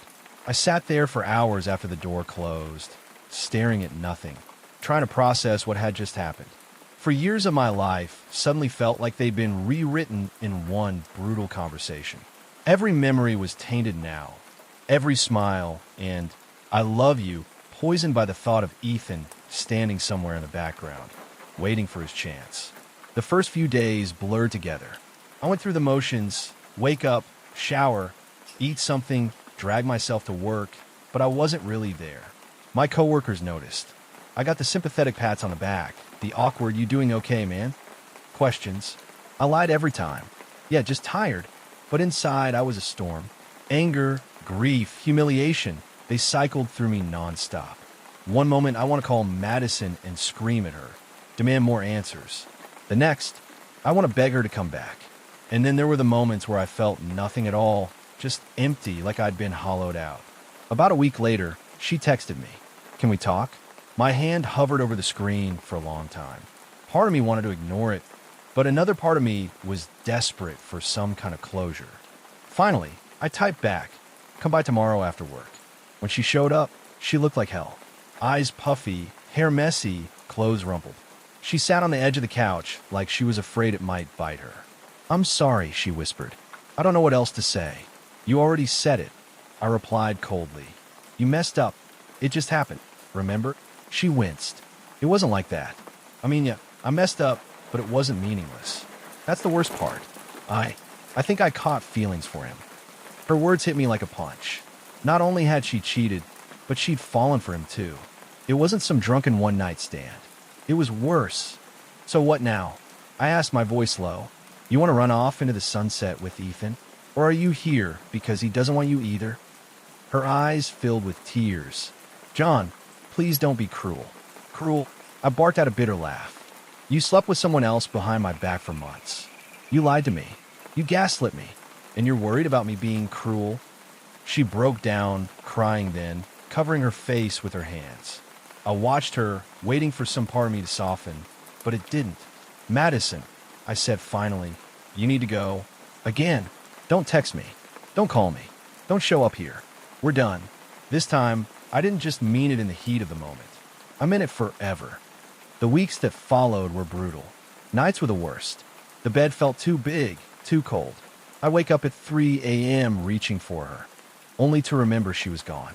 My apartment, once full of her laughter and energy, felt like a tomb. I threw myself into distractions. I worked late. I hit the gym harder than I ever had before. I went out with friends who dragged me to bars and tried to set me up with other women. I smiled, I nodded, I pretended to have a good time, but inside I was still bleeding. One night, I ran into one of Madison's co-workers at a bar, a guy named Chris who I vaguely knew from office parties.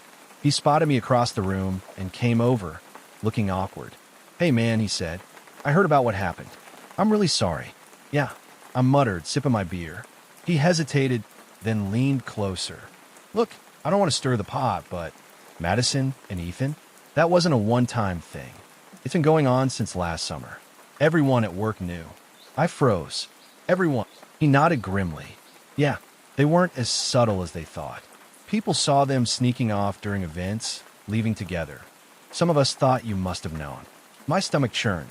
Not only had she betrayed me, but apparently, I'd been the laughingstock of her entire office. Thanks for telling me, I muttered, my voice tight. That night, the anger finally boiled over. I went home, grabbed a box, and threw every trace of Madison into it. Photos, clothes she'd left behind, gifts she'd given me. All of it went into the box.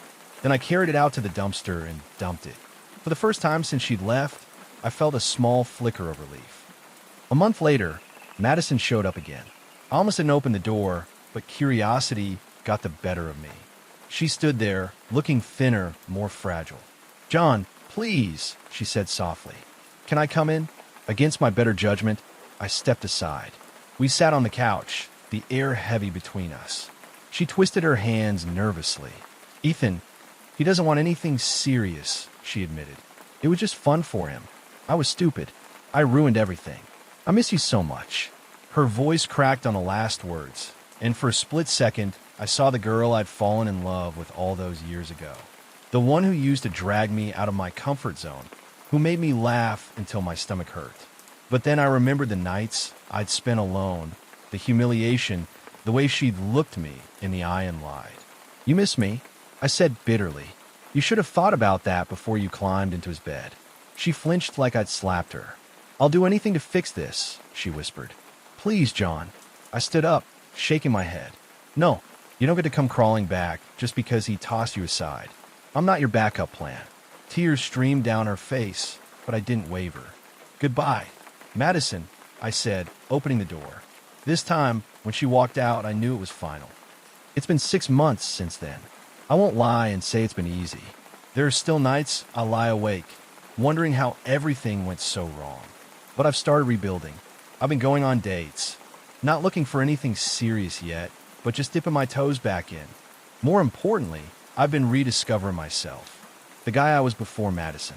The guy who loved hiking, who spent weekends tinkering with his old guitar, who wasn't defined by someone else's love.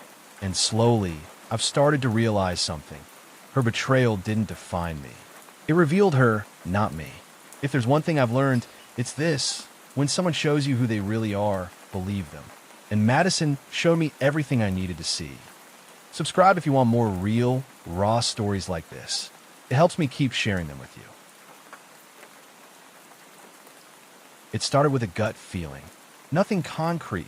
Nothing I could point to and say, there, that's proof. Just a gnawing unease that wouldn't let go. People always say trust your gut, but I think what they don't say is how terrifying it is when your gut is screaming at you about the person you love. My wife, Claire, and I have been married for 6 years. We met in our mid-20s when we both worked at the same marketing firm. She was the witty copywriter everyone adored, and I was the quieter analytics guy in the corner. She had this way of making me feel like the only person in the room, even when there were a dozen others clamoring for her attention. We built a life together. A little starter house, 2 dogs, shared Netflix passwords, lazy Sunday mornings with pancakes and coffee. From the outside, it probably looked like we had it all. And for a long time, I thought we did. But last year, things started shifting. Claire got promoted to a senior position, which meant more responsibilities, longer hours, late-night brainstorming sessions. At first, I was proud of her. She'd worked hard, and she deserved it. But as the weeks rolled on, I realized something was off. She wasn't just coming home late. She was coming home distracted, distant. She'd stare at her phone with this little smile, one she didn't give me anymore. If I asked what was funny, she'd say just a meme and quickly turn the screen away. The first real crack showed itself one Saturday afternoon. We were supposed to go furniture shopping together, but she got a text while we were making breakfast. Suddenly, she had to run to the office for a bit. When I asked if I could tag along and keep her company, she froze just long enough for me to notice before forcing a smile. "Babe, it's boring work stuff," she said, brushing it off. "Trust me, you don't want to sit through me sorting files." I let it slide, but the doubt was planted. Over the next few months, her excuses piled up.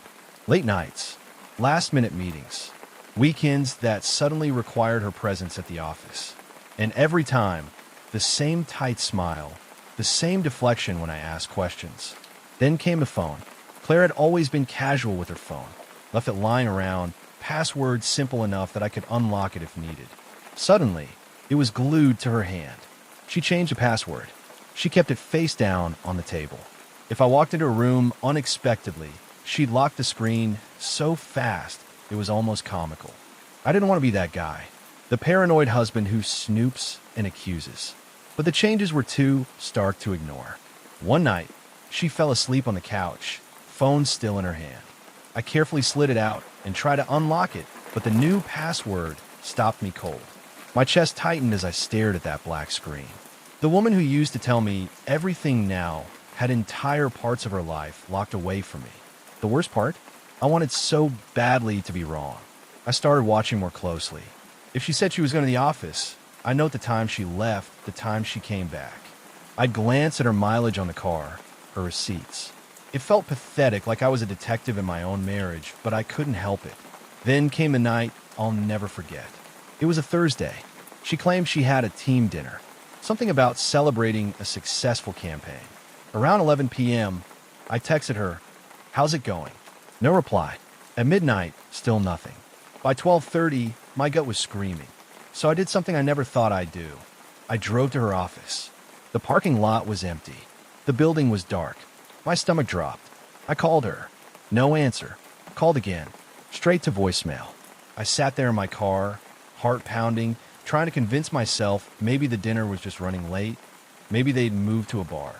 But then, at 1:15 a.m., headlights appeared. A car pulled into the lot, slowing near the side entrance. It wasn't Claire's car. It was an unfamiliar black sedan. I watched as Claire got out of the passenger seat, laughing softly at something the driver said. My hands gripped the steering wheel so hard they hurt. The man leaned toward her, and she leaned back in just enough for me to see their lips meet. My chest felt like it had exploded. She kissed him goodbye, then casually walked to her own car parked nearby. She didn't see me. She drove home like nothing had happened. I sat in that parking lot for almost an hour after she left, unable to move. When I finally pulled into her driveway, her car was already there. Lights off, house quiet. Inside, I found her pretending to be asleep in bed. I stood there for the longest time, watching her breathe, my mind replaying the image of her lips on another man's. I didn't wake her that night. I couldn't. The words were stuck in my throat, heavy as lead.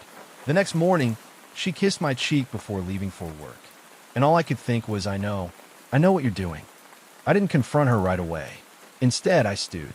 I replayed every moment of the past few months, every excuse, every laugh she'd hidden behind her phone. And the more I thought about it, the angrier I became, not just at her, but at myself for ignoring the signs for so long. I needed proof, something undeniable. So I came up with a plan. That Saturday, Claire said she had to go into the office again. I told her I had plans with a buddy. Totally believable.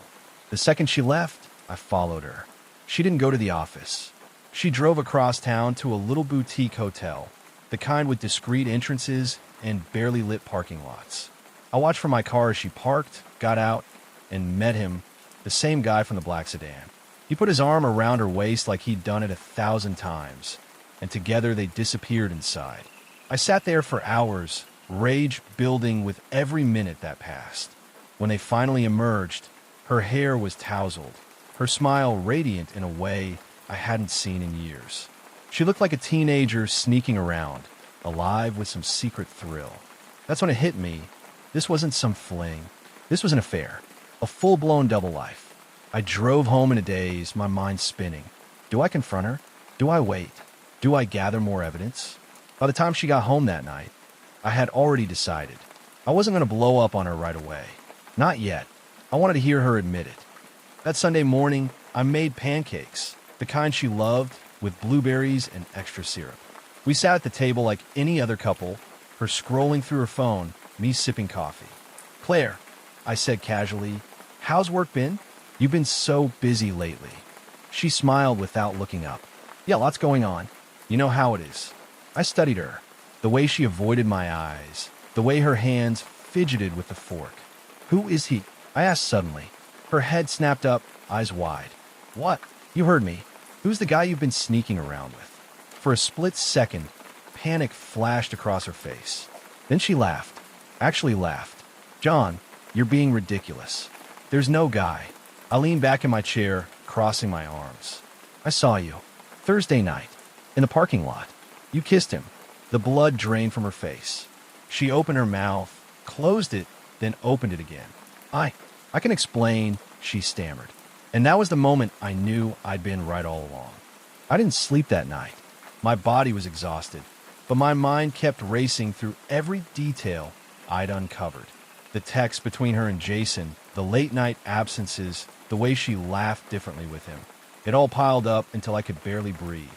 By morning, I was a hollow version of myself, just going through the motions of making coffee while my stomach churned.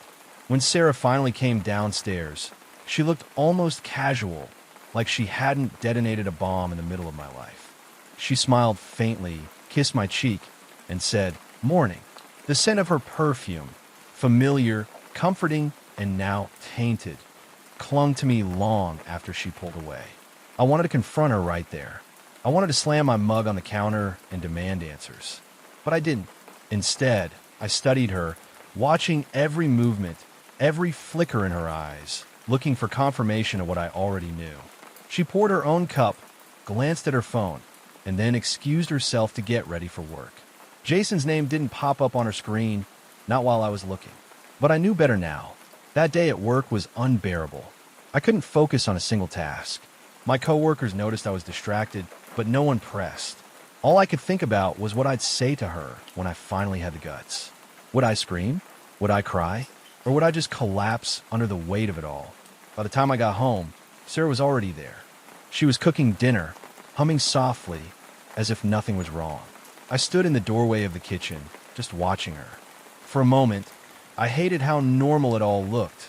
The clinking of utensils, the smell of garlic in the pan, the warm light filling the room. "Hey, you're home early," she said with a smile. And that's when I snapped. "Who is Jason to you?" The spatula froze in her hand. She didn't turn around right away, and when she finally did, her smile had vanished. "Excuse me?" she asked, voice carefully measured. "You heard me. Who is Jason? And don't lie to me. I've seen the texts." Her eyes widened, just slightly, before she covered it with a sigh. "Oh my God, you went through my phone. That's what you're worried about? Not the fact that you've been sneaking around with him?" My voice cracked, my hand shaking. Sarah set the spatula down and leaned against the counter, folding her arms. "It's not what you think." I laughed bitterly. That's the oldest line in the book. So tell me, what exactly is it then? Why is my wife telling another man she misses him, that she wishes she could be with him? Her face flushed, and for a second, I saw guilt flicker across her features. Then she tried to compose herself. Jason and I were friends. We've known each other a long time. Sometimes I say things I shouldn't, but it's harmless. I'd never hurt you. Harmless? You think telling him you want to see him when I'm out of town is harmless? The silence after that was suffocating. Finally, she whispered, "I'm sorry." Those two words cut deeper than anything else. Not because they made it better, but because they confirmed everything. She didn't deny it anymore. She didn't fight to protect me from the truth. She just let it spill out with two pathetic words. "Why, Sarah?" My voice was quiet now, trembling. "Why him? Why do this to me? To us?" Her eyes filled with tears. "I don't know. I wasn't happy. I felt like we were drifting apart. Jason he made me feel wanted again." Hearing that gutted me. I had been working overtime, picking up slack at home, doing everything I thought a good husband should do, and yet it hadn't been enough. She found what she needed in someone else. I couldn't eat dinner that night. I couldn't even look at her without wanting to scream. I grabbed my coat and left, wandering the streets aimlessly, not even sure where I was going. At one point, I ended up sitting in my car in a grocery store parking lot, just staring at nothing while tears blur my vision. When I finally returned home, the lights were still on. Sarah was sitting on the couch, waiting. She stood up and I walked in, her face streaked with tears. "We need to talk," she said softly. I didn't want to talk. I wanted to rewind time, to undo everything, to go back to a version of us that wasn't poisoned by lies. But I sat down anyway, because what else could I do? She told me she'd ended things with Jason already. She swore she realized it was a mistake, that she wanted to make our marriage work. She begged for forgiveness, her hands trembling as she reached for mine. But I couldn't give her what she wanted. Not yet. Maybe not ever. "Do you know what it feels like to look at you and see a stranger?" I whispered, "Because that's what you are to me now." Her tears fell harder, but I couldn't comfort her. Not this time. The days that followed were some of the hardest of my life. We went through the motions of living together, but the air between us was heavy, suffocating. Trust doesn't rebuild overnight. Sometimes I wonder if it ever really rebuilds at all. Every time her phone buzzed, I felt a pang of dread. Every time she said she was working late, my chest tightened. She swore she was done with Jason, but my mind wouldn't let it rest. I wanted to believe her. I wanted to believe we could somehow claw our way back to what we had. But deep down, I knew things would never be the same. And that's the part no one tells you about betrayal. It's not just the act itself, it's the ghost it leaves behind. It lingers in every word, every glance, every silence. I still don't know if I'll ever forgive her. I don't know if I'll ever look at her and see the woman I married instead of the woman who broke me. But one thing I do know is this: betrayal doesn't end when the affair does. It lives on long after the words "I'm sorry" are spoken. And I don't know if I have the strength to live with it forever. If you've stuck with me through this, don't forget to hit subscribe. You won't want to miss the next story. You know how some moments in life stick with you so vividly that you can recall every detail? The smell in the air, the sound of your own heartbeat, the exact shade of the light around you. The night I found out my girlfriend was cheating is burned into my brain like that. It wasn't some dramatic TV moment with slammed doors and screaming accusations. It was quieter than that, almost cruel in its simplicity. I was driving home late from work, the kind of night where the city feels half asleep.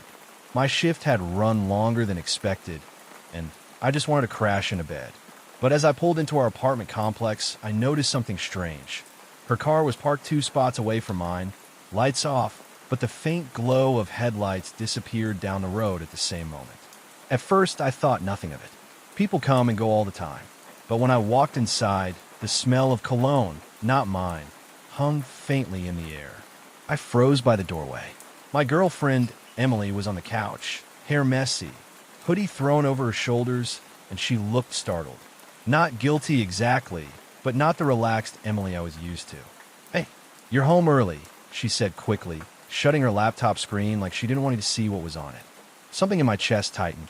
I kissed her forehead, tried to act normal, but the thought nagged at me all night. Whose cologne was that? Why had she looked so nervous? And whose car had just driven off when I pulled in? I told myself I was paranoid, that months of overtime had made me suspicious of things that weren't there. But the truth is, that night was just the first thread. And once I tugged at it, everything unraveled. The next week, I started paying closer attention. Emily's habits had shifted. She was glued to her phone more than usual, laughing at texts she never shared with me. She started saying she had to stay late at her office a lot. And when she came home, she'd head straight to the shower, like she needed to wash something away before sitting down with me. Still, I didn't want to accuse her without proof. I love her too much, or maybe I just loved the version of her I thought was still real. One Friday night, I decided to surprise her at work. She had told me she'd be swamped until 10 p.m., so I grabbed takeout and headed downtown, figuring I'd show up and we could eat together, maybe even drive home together. But when I got there, her office floor was dark. The security guard looked at me funny when I asked if she was upstairs. "No, man. Place cleared out hours ago," he said. My heart dropped. I called her. No answer. Texted her. Nothing. 2 hours later, she came home, hair damp, smelling faintly of perfume. Not hers. "Sorry, babe. I just got caught up," she said, tossing her purse onto the counter. "Caught up where?" I asked, trying to keep my voice calm. She hesitated for half a second before blurting out, "Conference call. We had to do it off-site." It didn't add up. None of it did. That's when I started digging. And when I say digging, I mean I went places I never thought I would. Checking phone records, noticing patterns in her stories, even scrolling through old photos to see what had changed. And the more I dug, the more sick I felt. One night, when she was in the shower, I finally gave in and checked her phone. My hand shook so badly I almost dropped it. At first, nothing jumped out. Normal texts, work group chats, family messages. But then I found a thread under the name Alex G. The profile picture wasn't someone I recognized, but the messages were enough to make my stomach twist. "I missed last night already. Can't stop thinking about you. When can we see each other again?" Her replies were worse. "Me too. You make me feel alive. Tomorrow, same place." My vision blurred with anger and heartbreak. I couldn't breathe. My girlfriend of 3 years, the woman I thought I'd spend my life with, was saying those words to another man. When she came out of the shower, towel wrapped around her, humming a song, I couldn't even look at her. I put her phone back exactly how I found it, forced a smile, and pretended nothing was wrong. But inside, something broke. For days, I kept pretending. I laughed at her jokes, kissed her goodnight, held her hand when we walked to the grocery store. But the whole time I was planning, watching, gathering every piece of evidence I could, because when I confronted her, I wanted her to know there was no way out. I even followed her once. She thought I was working late, but I'd swapped shifts. She drove across town, parked outside a little bar I'd never been to, and went inside. 20 minutes later, I saw him. Alex. Tall, dark hair, confident in a way that made my skin crawl. They hugged like lovers, not friends. They kissed. And just like that, the last shred of denial I'd been clinging to disappeared. I sat in my car for over an hour, staring at the steering wheel, debating whether to storm inside and rip them apart or just drive away and never look back. In the end, I drove home, because if I confronted her in public, she could spin it, cry, make me look like the crazy, jealous boyfriend. I wanted the truth to come out where she couldn't escape it. That night, when she crawled into bed beside me, whispering, "I love you," like nothing had changed, I stared at the ceiling with my chest burning. I had the proof. I had the truth. And I was going to make her admit it. The night I decided to finally confront Emily, the apartment felt like a pressure cooker. Every sound was amplified. The hum of the fridge, the tick of the wall clock, the faint rumble of traffic outside. She was in the kitchen making tea, humming a tune like it was just another normal evening. But it wasn't normal. Not anymore. I sat on the couch, phone in my hand, heart hammering in my chest. I had screenshots of her texts with Alex, a time-stamped log of her late nights, and even pictures I'd taken when I followed her. All of it sat in a folder on my phone, undeniable proof. She walked in carrying 2 mugs, smiling like nothing was wrong. She handed me one and curled up on the other end of the couch. "Rough day?" she asked gently. I stared at her, at the face I'd memorized, the eyes I once thought would be the first thing I'd see every morning for the rest of my life. And I asked calmly, "Who's Alex?" Her smile faltered. For half a second, she froze. Then she laughed, but it was too forced. "Alex, he's just a guy from work." "What?" I unlocked my phone, pulled up the messages, and handed it to her. "Just a guy from work?" I asked. Her face drained of color as she scrolled through her own words, staring back at her. She opened her mouth, closed it again, then set the phone down like it burned her fingers. "It's not what it looks like," she whispered. "Then explain it to me," I said, my voice steady even though my insides were shaking. Tears welled up in her eyes. It just happened. I didn't mean for it to. I was lonely. You've been working so much, and I felt like we were drifting apart. He listened to me. He made me feel wanted. Her excuses sliced into me like knives. I wanted to scream, to throw the mug across the room, to demand how she could blame me for her choice. But all I said was, "So sleeping with him was the answer?" She covered her face with her hands, sobbing. "It was a mistake. It didn't mean anything." "Didn't mean anything?" I repeated, my voice rising despite myself. "You told him he makes you feel alive. You told him you couldn't stop thinking about him. That's not meaningless, Emily." She reached for me, but I pulled back. Her touch felt like acid now. "I love you," she choked out. "It was just a phase, I swear. It's over." But I knew it wasn't over. Not really. Because once someone has betrayed you like that, there's no going back to what you had before. I stood up, pacing the living room. "How long?" She hesitated. "A few months." My knees almost buckled. Months. She'd been lying to me for months while kissing me goodnight, while telling me she loved me, while planning vacations and talking about the future. "Who else knows?" I demanded. "No one," she whispered. "I swear no one. It was just between us." I didn't believe her. Cheaters always say that until the truth comes out in pieces. I grabbed my keys. "I can't look at you right now." "Where are you going?" she sobbed. "Away from here," I said. "Don't call me." I walked out, slamming the door so hard the picture frames rattled. I stayed at a buddy's place for a few days, ignoring her calls and texts. Every message from her was a mix of apologies and desperate pleas. "Please come home. Please talk to me. We can fix this. I'll do anything." But her words meant nothing.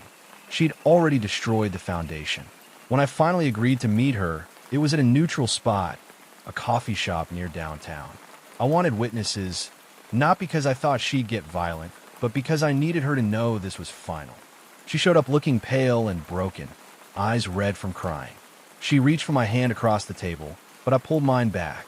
"I don't know what to say," she whispered. "Say the truth," I said. She nodded, tears spilling down her cheeks. "I cheated on you. I betrayed you. I hurt the only person who ever really loved me, and I hate myself for it." Her confession didn't bring me relief. It just felt hollow. "Then why?" I asked. "Why throw us away?" She shook her head helplessly. "I don't know. I thought I wanted excitement. I thought I wanted something different. But it wasn't real. It wasn't worth it. I was stupid." Her voice cracked, and for a split second, I almost pitied her. Almost. But then I remember the texts. The nights she worked late. The smell of someone else on her skin when she crawled into bed with me. And the pity vanished. "I can't do this anymore," I said quietly. "We're done." She gasped like I'd slapped her. "No, please. Don't say that. We can go to therapy, we can work on it." I cut her off. "No amount of therapy will erase the image of you in his arms. No amount of work will make me forget the lies. I deserve better than this. And you know it." She sobbed openly, drawing stares from the other tables, but I didn't care. I stood, pushed my chair back, and walked out. Ending things wasn't easy. The apartment was full of her stuff, full of memories that now felt poisoned. Packing her things into boxes felt like tearing out pieces of my own heart. But with every drawer I emptied, with every photo I put face down, I felt a little lighter. She sent me letters, emails, even tried showing up at my work once. But I didn't budge. I knew if I let her back in, even for a second, she'd twist my forgiveness into another chance to hurt me. The hardest part was unlearning the habit of loving her. of reaching for my phone to text her when something funny happened, of rolling over in bed expecting her to be there. But slowly, painfully I did. Because the truth is, betrayal doesn't just end a relationship. It rewrites the way you see someone. Once you've seen what they're capable of behind your back, you can never look at them the same way again. And I refuse to spend my life with someone I can't trust. So yeah, she cheated. She broke me for a while. But I walked away. And that choice, as painful as it was, gave me back my self-respect. If you've been through something like this, you know how it feels, the confusion, the anger, the emptiness. But you also know the strength it takes to stand up and say enough. That's what I did, and I don't regret it. And if you want more stories like this, make sure to subscribe. It keeps me motivated to share the next ones. I came home early that Thursday, thinking I'd surprise Emma with dinner and maybe a movie. What I walked into, though, was something I couldn't have imagined in a million years. The apartment door was slightly ajar, the kind of thing you notice instantly because Emma was obsessive about locking it. I froze, heart pounding, listening. From inside came laughter, soft, intimate, the kind of laugh I hadn't heard directed at me in months. I peeked inside. On the couch, Emma was leaning against a guy I'd never seen before. Not just leaning. They were holding hands, elbows touching, whispering into each other's faces like the world didn't exist around them. I wanted to scream. I wanted to turn around and pretend I hadn't seen anything. Instead, I just stood there, paralyzed, feeling my chest tighten with a mix of rage, betrayal, and disbelief. It hadn't been like this at the start. Emma and I had been together for 5 years.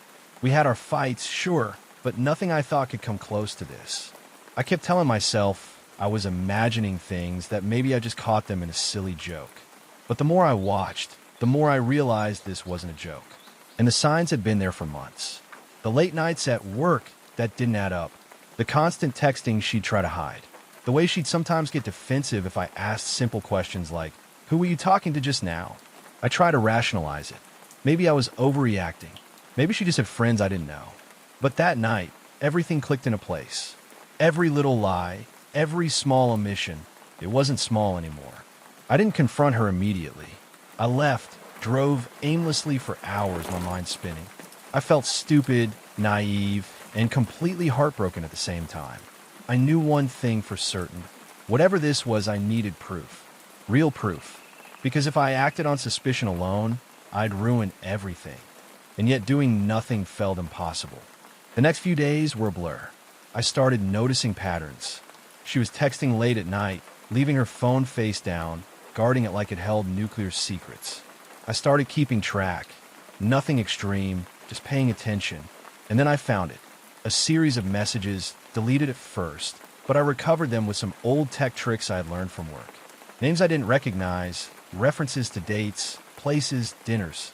Every message was like a punch to the gut, confirming what I already feared. I confronted her that Saturday. I tried to stay calm. I wanted her to explain, to tell me some story that made sense. But she didn't. She stared at me for a long time, then smirked, almost mockingly, and said, "You're really that worried about nothing, huh?" It wasn't nothing. It was everything. From that point on, my life became a mix of careful observation, sleepless nights, and planning how to reclaim my peace of mind. Every time she left the room, I felt my anxiety spike. Every notification on my phone made me jump. I realized I didn't just need the truth. I needed space. Distance. Safety. And that's how I found myself sitting in my car at midnight, parked outside a diner we used to go to together, writing down every detail of what I'd seen and learned. I didn't know what the next step was yet, but one thing was clear. My life had changed, and nothing would ever feel normal again. The next morning, I barely slept. Every sound in the apartment felt like an alarm. Every shadow made my heart race. I had replayed Thursday night over and over, and the proof I had collected was enough to know that Emma was cheating. But having proof didn't make it any easier. It only made it worse. I decided to follow a plan. Step 1, figure out who this guy was. Step 2, understand how far it had gone. Step 3, decide what I wanted to do. Revenge? Confrontation? Or simply get out while I still could. Step 1 wasn't easy. Emma was careful. She deleted messages, blocked numbers, and erased any digital traces she thought might incriminate her. But I was meticulous. I knew enough about tech to dig deeper than most people would. Slowly, piece by piece, I reconstructed the timeline. Her new friend was named Derek. According to what I could find, he was a coworker, or so she claimed at first. Their interactions went back 3 months, maybe longer. Every late-night text, every weekend work trip, every suspicious smile suddenly made sense. It wasn't just the physical intimacy I feared. It was the emotional betrayal. The connection she shared with him had been growing right under my nose while I trusted her completely. I confronted her again, a few days later, armed with what I knew. She didn't deny it this time. Instead, she laughed. Not a joking laugh, but a cold, almost proud one. "You're really that upset?" she said. "I thought you'd be thrilled. I found someone who actually appreciates me." I couldn't speak. My stomach churned with anger and disbelief.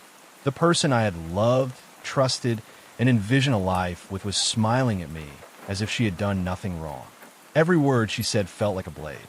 I left immediately, needing distance. I drove aimlessly again, but this time I had a purpose. I called a close friend who had been through a similar situation. I needed advice from someone I trusted, someone who wouldn't sugarcoat the truth. They told me what I didn't want to hear. I needed to cut ties immediately. Keep evidence safe, but emotionally detached. Don't let her manipulate me anymore. It was brutal to hear, but I knew it was right. Over the next week, I began documenting everything. Messages, emails, photos, everything that showed what she had done. I started thinking about the practical steps. Changing passwords, securing my finances, making sure Derek couldn't interfere with my work or life in any way. She had been reckless, and I had to be smarter. Meanwhile, Emma continued acting normal, or at least trying to. She would act sweet, pretend nothing happened, drop subtle hints like everything was fine. But I didn't fall for it. Every interaction was tense. I found myself analyzing every word, every glance, every touch. I could no longer enjoy the relationship. I could only survive it. Then came the moment I knew I couldn't avoid, a direct confrontation. She came home one night, expecting me to ignore what I had discovered. But I was ready. I laid out everything, calmly and coldly. The messages, the dates, the lies. Derek, every little detail. Her reaction was stunning. She tried to deflect, then denied it, then laughed, then cried. It was a roller coaster of emotion, but I stayed steady. I didn't want to give her the satisfaction of seeing me break. I wanted the truth acknowledged. Finally, after hours, she admitted it fully. "I didn't mean to hurt you," she said, tears streaming. "It just happened." I laughed bitterly. "Happened? This wasn't a mistake. You were careful, calculated. You wanted this. Don't pretend you stumbled into it by accident." She went silent. That silence was heavier than any scream. I realized in that moment that the person I thought I knew no longer existed, or maybe she never had. I moved out the next day. It was hard leaving the apartment, the life, the memories. Every corner reminded me of what had been. But I knew staying would only prolong the pain. I packed methodically, leaving behind only what I couldn't carry. Every item was a small victory, a reclaiming of my autonomy. I changed my locks, updated passwords, informed friends and colleagues, just in case. I even considered legal action, but ultimately decided it wasn't worth the time and emotional toll. Sometimes justice isn't about punishment. It's about survival and self-respect. The weeks after were surreal. I spent nights on the couch in my new apartment, staring at the ceiling, replaying moments, analyzing conversations. I felt a mixture of anger, grief, relief, and empowerment. Slowly, I started regaining control over my life. I focused on work, reconnecting with friends I had drifted from, rediscovering hobbies I had abandoned. I allowed myself small pleasures, cooking, morning runs, and even dating again, cautiously. Each day was a small step forward, a reminder that I was more than the betrayal I had endured. One night, as I walked home from a late shift, I thought about Emma and Derek. I realized I didn't hate her as much as I thought I would. Hatred was too consuming. Instead, I felt pity. She had chosen a path that ultimately isolated her. I, on the other hand, had chosen the path of survival, growth, and self-respect. And that realization gave me peace.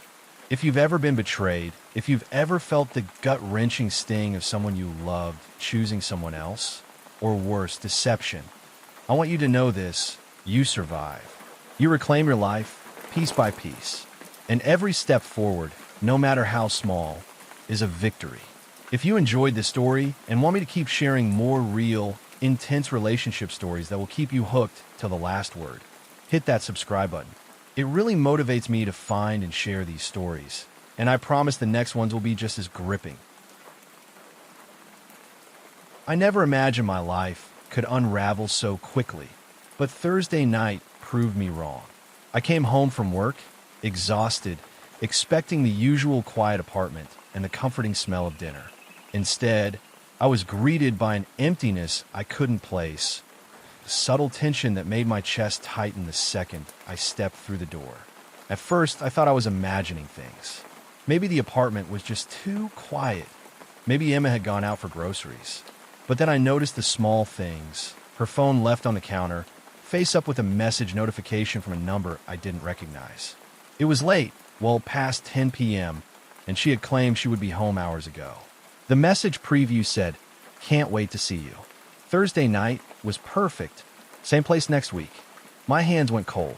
I stared at the screen, trying to convince myself it was nothing. A friend? A coworker? But the tone, the timing, and the secrecy, it all felt wrong. My mind started racing, connecting dots I hadn't realized were there before. Late nights, at work, sudden changes in routine, small excuses to leave the apartment. The creeping suspicion that I had ignored for weeks suddenly hit me like a freight train. I decided to wait. I didn't want to confront her without proof. I needed to be sure. I quietly set up a small camera in the living room, aiming it at the door and the couch, the places she usually spent her evenings.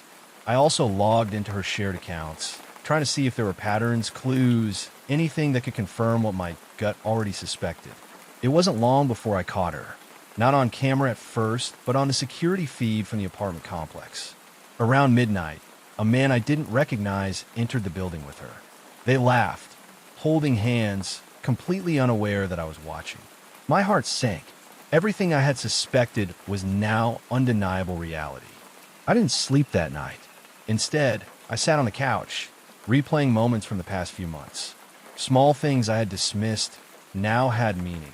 The whispers when I asked about her day, the defensive tone whenever I mentioned other men, the sudden, unexplained trips to the store that seemed to last hours. I had been blind. I had trusted her blindly, and she had betrayed me at every turn. The next day, I confronted her indirectly. I asked casual questions about her week, her friends, her routines. She dodged, smiled nervously, and made vague excuses. I didn't push too hard.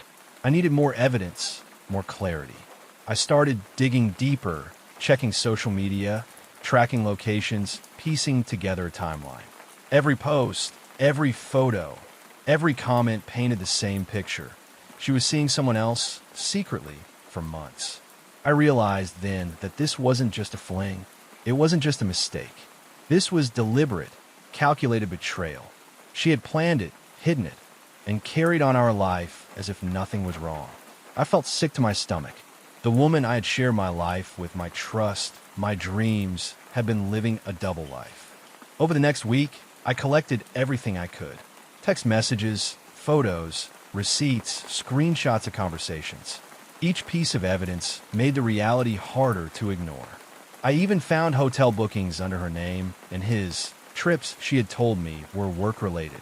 She had meticulously covered her tracks, but I was relentless. I wanted to know everything before making any move. One Friday evening, I decided to follow her. I waited near her usual coffee shop, watching from a distance. Sure enough, she arrived, and moments later, he appeared. They hugged, kissed, and entered a small, secluded hotel nearby. My chest tightened, my hands shook, but I kept my distance. I needed to see, to understand how deep this went. After that night, I felt numb.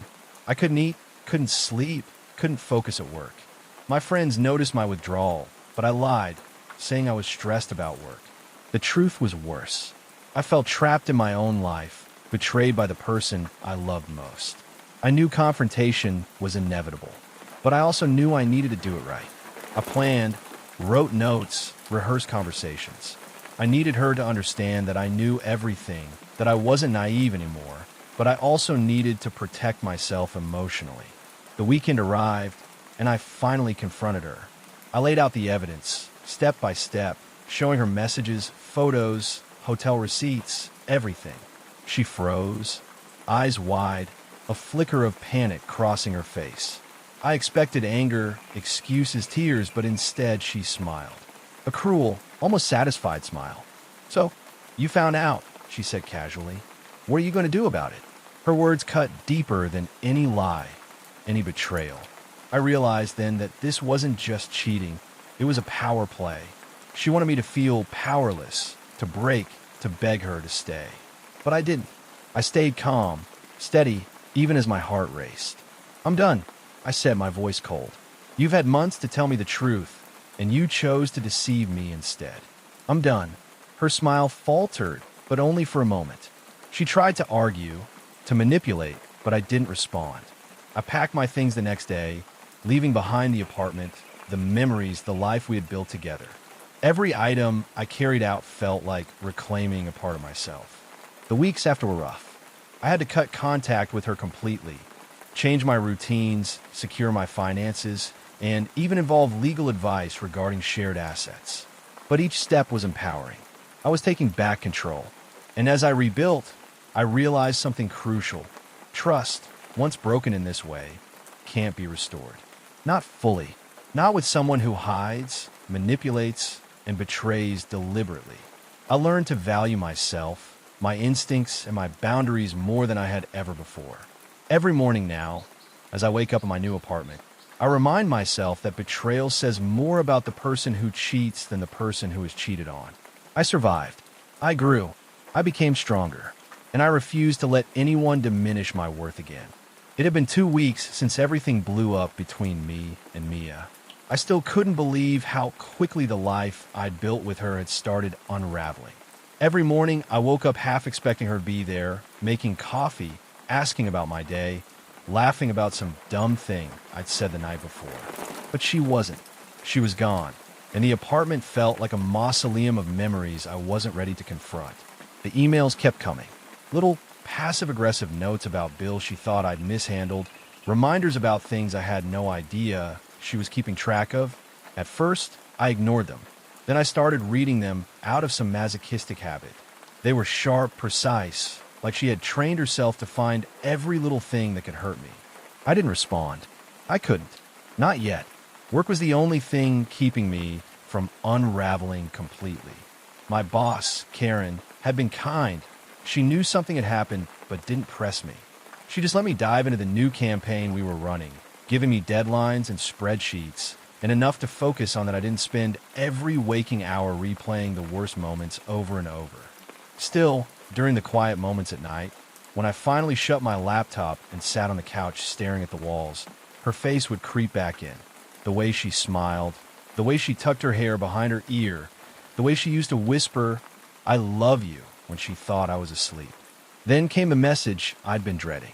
At first, it was casual, just a text from her new number. "Hey, we need to talk."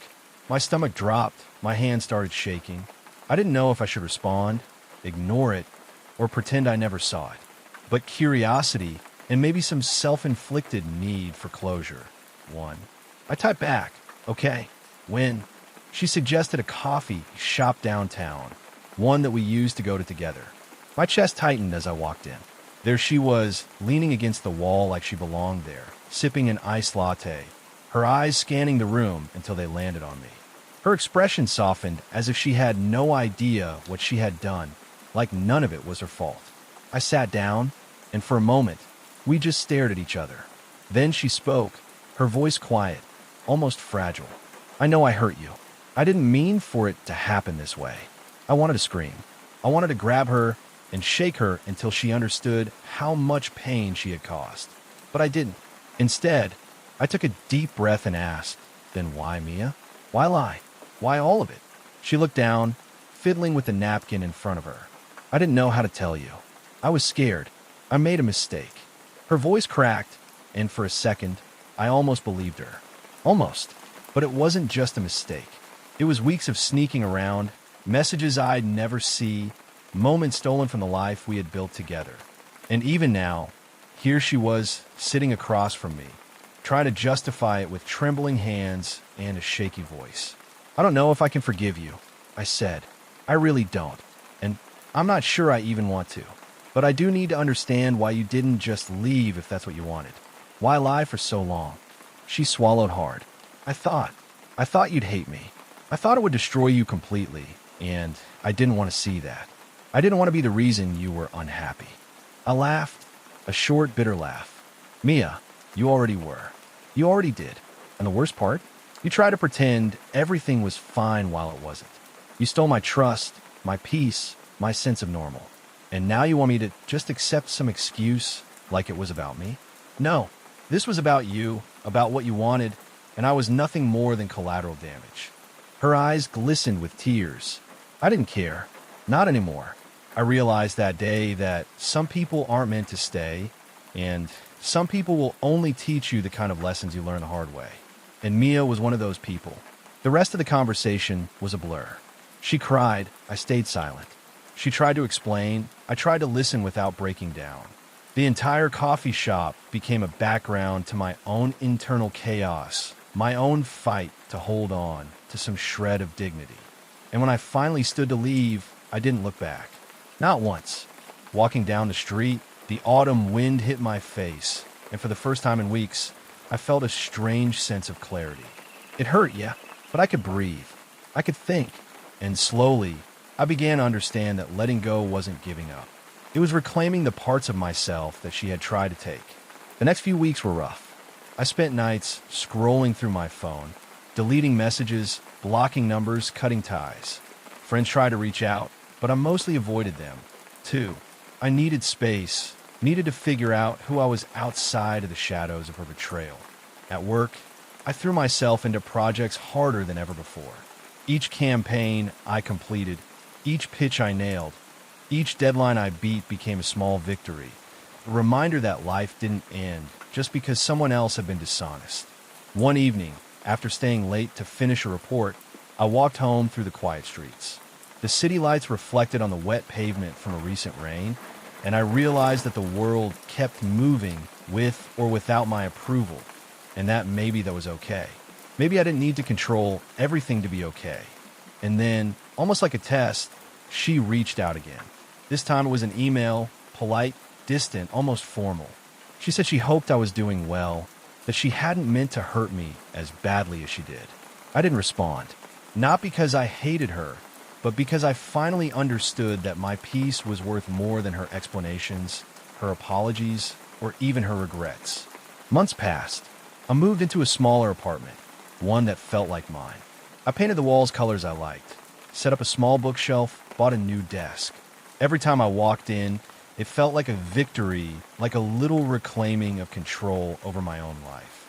And slowly, with therapy, friends, and sheer time, the wounds began to heal. I still thought about Mia, sometimes. I still remembered her laugh, the warmth of her hand in mine. But the pain wasn't sharp anymore. It was a dull ache, a reminder of what I had survived, what I had learned, and how much stronger I had become. I didn't hate her. I didn't fantasize about revenge. I just understood that some people enter your life to teach you lessons, not to stay. And Mia, she had taught me plenty. And to anyone watching this who's been through betrayal, heartbreak, or someone you love lying to you, know this: you will survive. You will find your strength. You will reclaim yourself piece by piece. And eventually, the pain that feels insurmountable now will become the fuel that powers your future. If you like this story and want me to share more real-life stories that will make you feel every emotion along with me, hit that subscribe button. It really motivates me to dig deeper and bring you more stories that you won't want to miss.